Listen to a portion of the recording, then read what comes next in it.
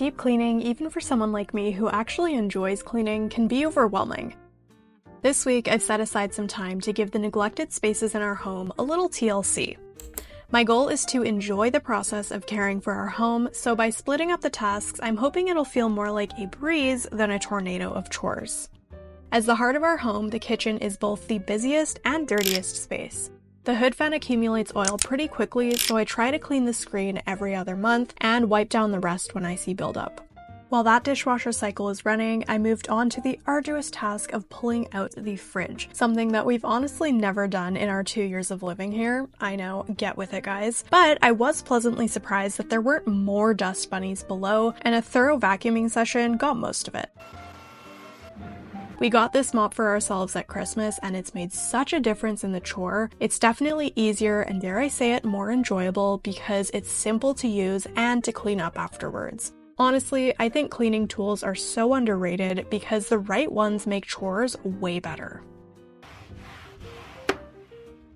I continued on with a wet cloth to remove leftover dust that was stuck to the baseboards, and I was shocked by how much I picked up, so I did the same for the cord and then also the top of the fridge.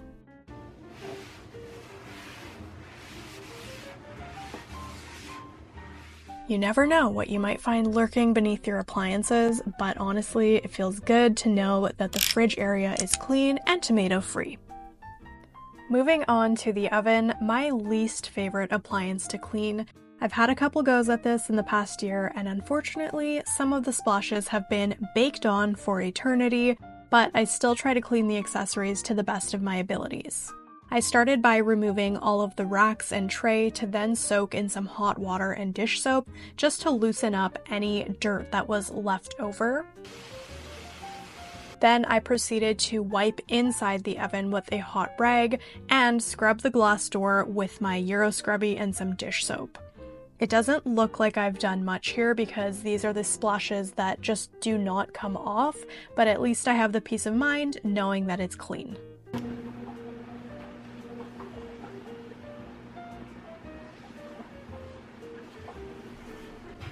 While the racks soaked, I proceeded with the microwave, which is something I wipe down more frequently than the other appliances, and we do have a splash cover, so that helps a lot in maintaining its cleanliness, but I just squeezed a full lemon into a bowl with hot water and then microwaved it to create steam. It helps to loosen any debris stuck on the sides, and it also leaves a nice citrus scent. This took about 4.5 minutes, which gave me time to scrub the oven racks with my Euro Scrubby. I definitely broke a sweat here, and it took many more minutes than 4.5, but it was satisfying seeing all of that gunk wash off. After the microwave cycle ended, I wiped down the whole microwave, which didn't take too long, thankfully, because at this point I was wiped from doing so much. I had to take a break after this task because my husband and daughter came home, but honestly, I did not mind at all.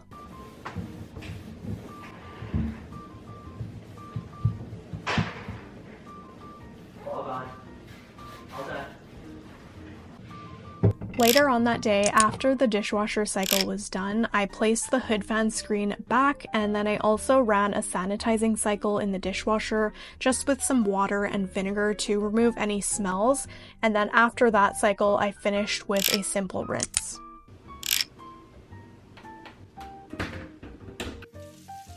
Since we only have one bathroom in our condo, it's not difficult to maintain on a regular basis, so there wasn't a ton of deep cleaning to do in here. This gave me some time to give my hair tools some love, because it always amazes me how much oil and dust can accumulate within hairbrushes, even when I remove leftover hair after brushing. I place them in some hot water and shampoo, which helps to remove oily residue, just like on our scalps. While they were soaking, I cleaned the hair drawer where they're stored, so I just did a good vacuum of the area to get rid of any dust and hairs that were left over, and then I went in with a wet cloth to wipe down any leftover debris that were in there.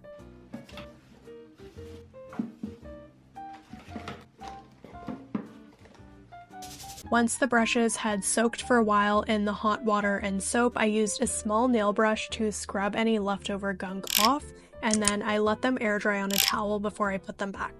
This next spot is one that I had to try a few methods with because the glass and metal are so close together. Thankfully, we still have some paper towel left, so I used one piece to clear the dust that was built up. This had been bugging me for a long time, so I was happy to see it go. I feel like ceiling fans just kind of get forgotten because they're out of sight, so they're out of mind, and ours hadn't been cleaned since we moved in, so it was looking nasty. I wasn't sure that it needed to come off the ceiling, so I attempted vacuuming it first, which was A, a major arm workout, and B, not as effective as I'd hoped, so JR came in to help and removed it. Once it was removed, I suctioned more of the loose dust, and then I rinsed away the remaining debris. I'm sure the fan is working more efficiently now that it's clear of dust, and it's also much nicer to look at too.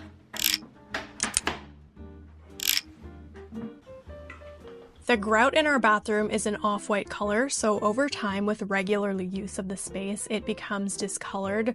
I have tried soap, baking soda, and even OxyClean, and nothing has really worked, so I tried this new product specifically for deep cleaning grout. It's supposed to keep brightening over time, but so far it's not working, so if you have any recommendations, please comment them below.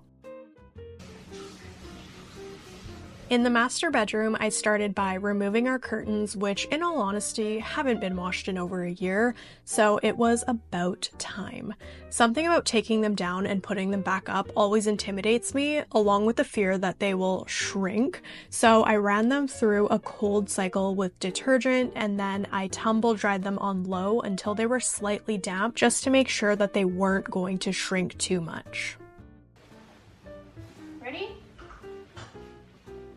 While those were in the washer, I turned on our air purifier in the room just to get rid of any dust in the air, and then I started cleaning around the windows. There were also a few cobwebs that I had to Swiffer away.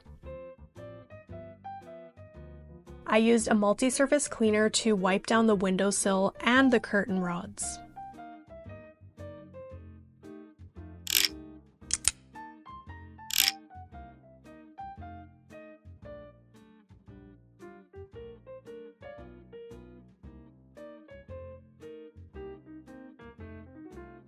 Then I moved on to cleaning the glass. Even though they're not seen most of the time since we have those shears, it's nice to know that they are shiny behind the curtain if we do decide to open them.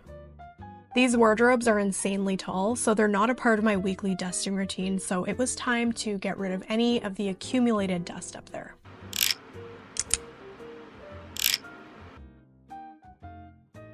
When it came time to put the freshly washed curtains back up, I had a cute little helper with me. It always amazes me how quickly she picks up simple tasks like this, and I honestly can't wait to teach her more housework in the future so that we can work together. I finished this off by giving the shears a little steam after I put them back up as well. Our bed frame from Rove Concepts is in a micro suede material, so it catches a lot of dust and hair, so I just used my reusable lint roller to grab whatever was on the surface. It also weighs a ton, so this was a two-person job moving it so that we could clean underneath. We did this a few months ago, so thankfully it wasn't super dirty, but it definitely needed a little vacuuming and mopping.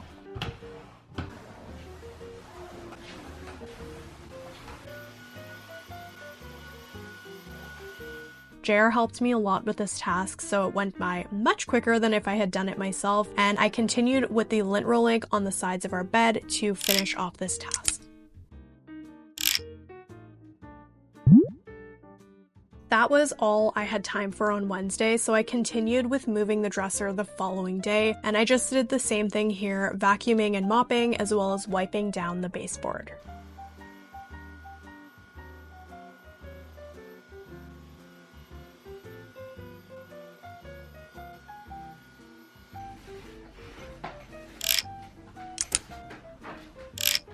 To conclude the bedroom clean, I went through our nightstands to remove any clutter and wipe down the inside of the drawers. They seem to be kind of a catch-all for random items, so it was time to say goodbye to some of those.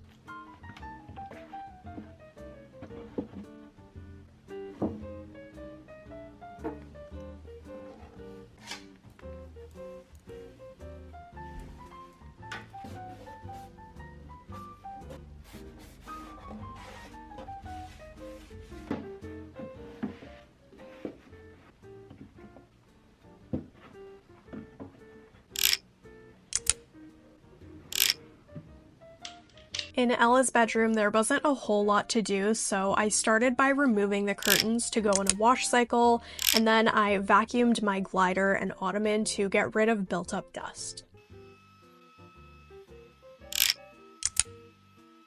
I recently rearranged her play area to make it easier for her to grab her favorite toys, most of them being from Lovevery, which is the sponsor of this portion of the video. Did you know that 60% of a baby's energy goes into their developing brain? As a new mom, these play kits have taken the stress out of choosing playthings that will aid in Ella's development. If you're a parent too, and you've felt that overwhelm of browsing for toys online, or have stood in the toy aisle absolutely dumbfounded by all the options, you could get a lot from the play kits too.